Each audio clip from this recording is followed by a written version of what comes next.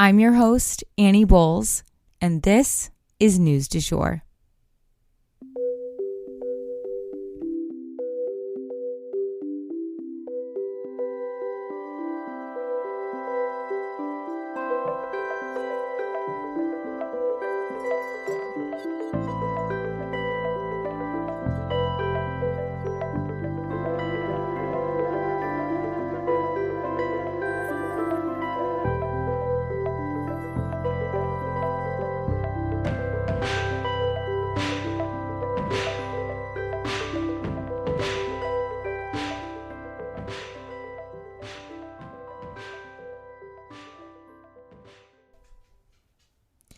Hey everyone, happy Wednesday and welcome back to the News du Jour. So today we have a bunch of different stories for you guys and a little update to begin with on the mask mandate being lifted. So just a little update to yesterday's story about the mask mandate for planes and public transit being struck down by a federal judge. It appears that this actually will not likely be fought against in court. The Biden administration actually came out in saying that it's going to be up to individuals to choose whether or not to mask up on flights and public transit from here on out.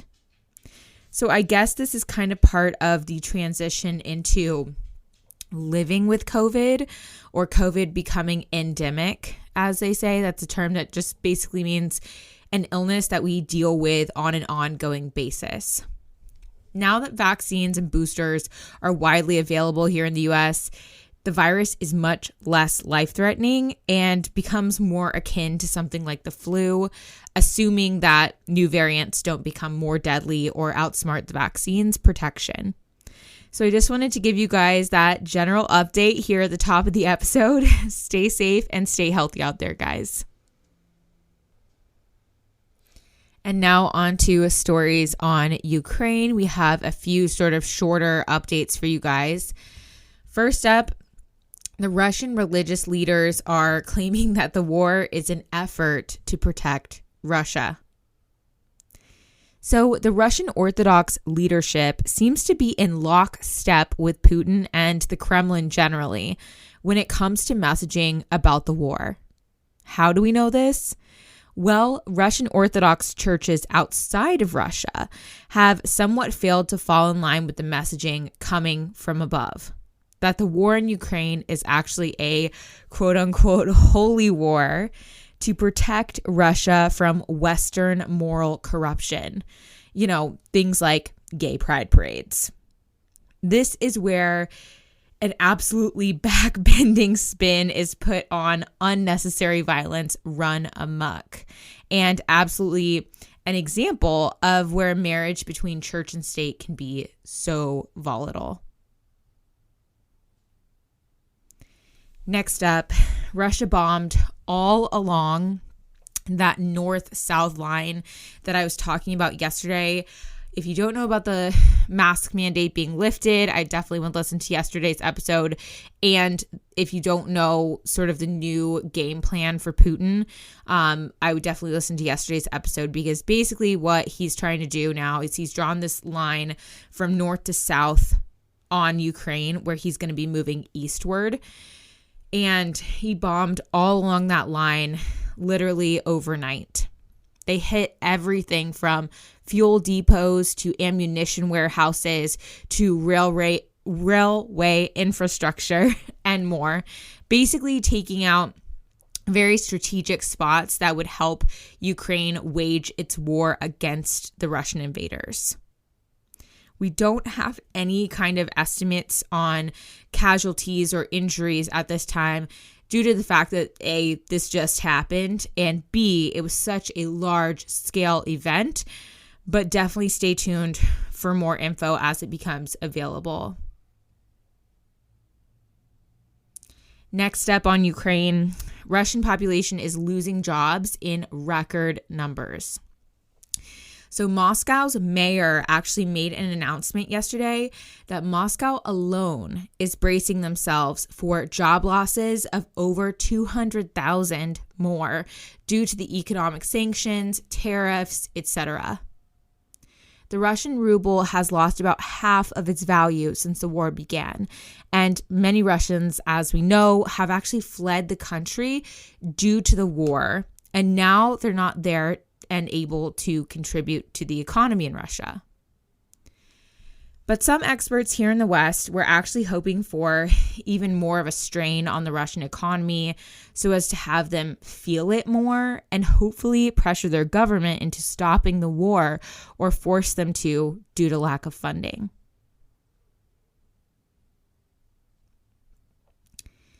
And lastly, in our updates on Ukraine for today, Poland has blocked Russian bank accounts that they have linked to the Russian embassy in Poland's capital, Warsaw. If this block continues, Russia has vowed to retaliate against Poland because the embassy won't be able to operate there. Now, this kind of makes one wonder, though. Can Russia really fight everyone all at the same time? They vowed to retaliate against the United States if the U.S. continues to send arms to Ukraine. So will they be retaliating against the U.S. and Poland, all while waging war in Ukraine? They have a lot of irons in the fire right now. So we'll definitely keep you guys posted on all of these situations. And last up for today, Lucky Charms are not so lucky these days. So people across the country are reporting gastrointestinal issues after eating Lucky Charms cereal. And although the connection to the cereal is pretty clear, what exactly is causing the problems has the FDA scratching their heads. The symptoms end up being diarrhea, nausea, stomach pains, and vomiting. The FDA says that they have had more than 100 reports of this, but the website iwaspoisoned.com reported having about 3,000 incidents submitted on their website. It's basically a website that helps get the word out when foods are causing illness. My first question would be, did anything change in the Lucky Charms recipe or in the production chain recently? Because this is definitely not a new product. Lucky Charms has been around since 1964. However, the brand's parent company, General Mills, has put out a statement saying that there's been no link made between the cereal and the digestive issues. But honestly, most people are calling bullshit here. They may not have found the reason, but it's not like this many people would be making this up with nothing to gain from it. If you're a Lucky Charms eater, you may want to move towards something else until this all gets figured out. And that is the news du jour. Today, I wanted to leave you guys with the quote, "Each day is a different one. Each day brings a miracle of its own. It's just a matter of paying attention to this miracle."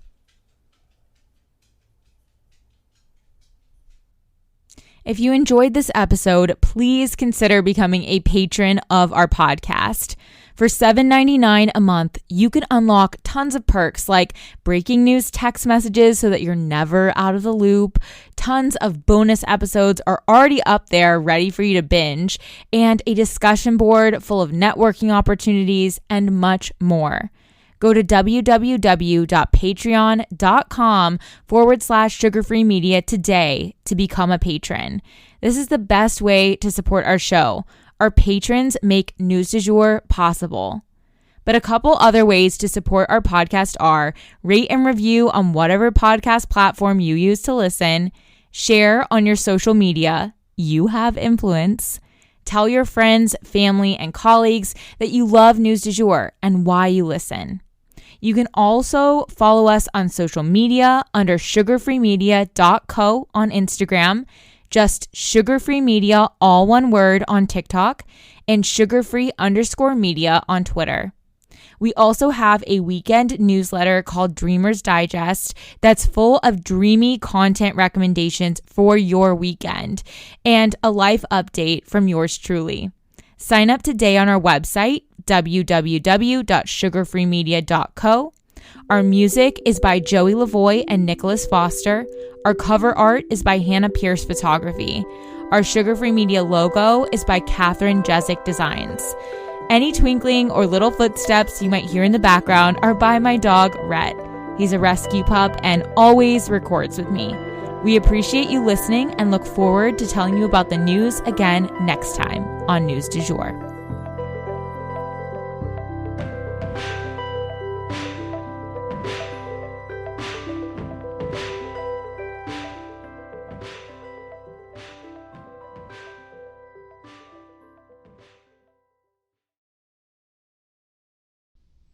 Broadcasting from Oklahoma.